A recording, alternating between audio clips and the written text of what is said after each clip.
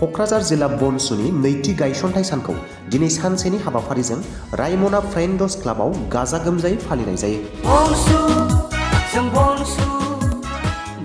क'क्राझार जिल्ला बर' माहारियारि फरायसा आफादनि नैथि गायसनथाइ सानखौ दिनै गसाइगाव महकुमानि सिङाव थानाय रायमना फ्रेन्डस क्लाबनि गेवलां गेलेग्रा फोथाराव सानसेनि हाबाफारिजों मेहेरगोनाङै फालिनायखौ नुनो मोननाय जायो। फुंबिलियाव आफादनि फिरफिलाखौ उरायहोनाय, मुंख्लंफोरनो बिबार बावनाय बायदि हाबाफारिनि गेजेरजों हाबाफारिया जागायजेनो।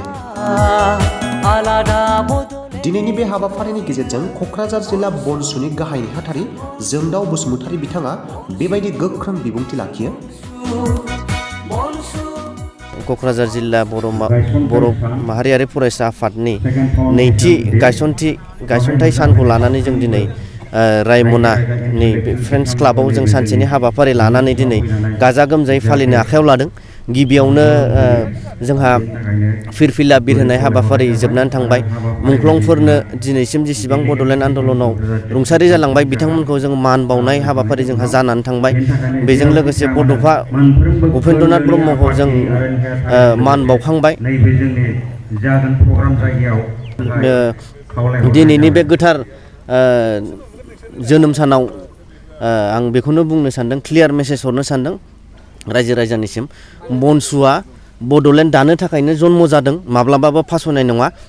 खारन बनसुनि डिक्सनारियाव कमप्रमाइज होननाय, सारेन्डार होननाय सोदोबानो गैखाया। गथिखे आं दिनैनि बे गोथार जोनोम सानाव खावलायनो लुबैदों साफ्रोम रायजो राजा गासैबो थाखोनि सुबुंफोरखौ, बन फाननानै जाग्रायानो हक, सोरबा लेबार मावनानै जाग्रायानो हक, सोरबा साख्रि आवलायानो हक, आबादारियानो हक, सोरबा पलिटिसियानो हक, आरो गुबुन गुबुन पलिटिकेल नन पलिटिकेल आफाद, जोंहा गार्जेन आफाद, बड' साहित्य सभाजों लोगोसे गासैखौबो आं खावलायनो सानदों।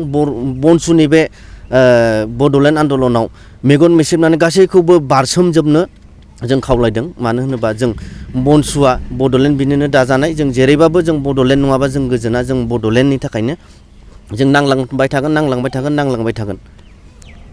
2 बोसोराव जों गोबां खामानि मावबोबाय, जाखौ दिनै मिडियाफोरा नुवाखै। गोबां जेरै जों खेबनै सेन्ट्रेल कमिटिनि बानजायनायाव जों खेबनै दिल्लीयाव थांखांबाय, आरो बेजों लोगोसे जों गुबुन गुबुन गामिफोराव हाबनानै मबिलाइज खालामबाय जे दिनै बर'नि थामोनथाया दिनै गैया जालांबाय, बर'आ दिनै नोरजिया जालांबाय। हारि बादियै थांनानै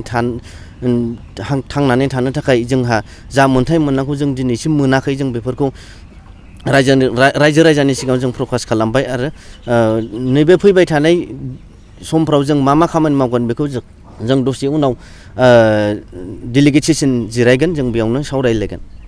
नोंथाङा मोदोमनि सानाय सुनायजों भुगिनांनानै दं नामा?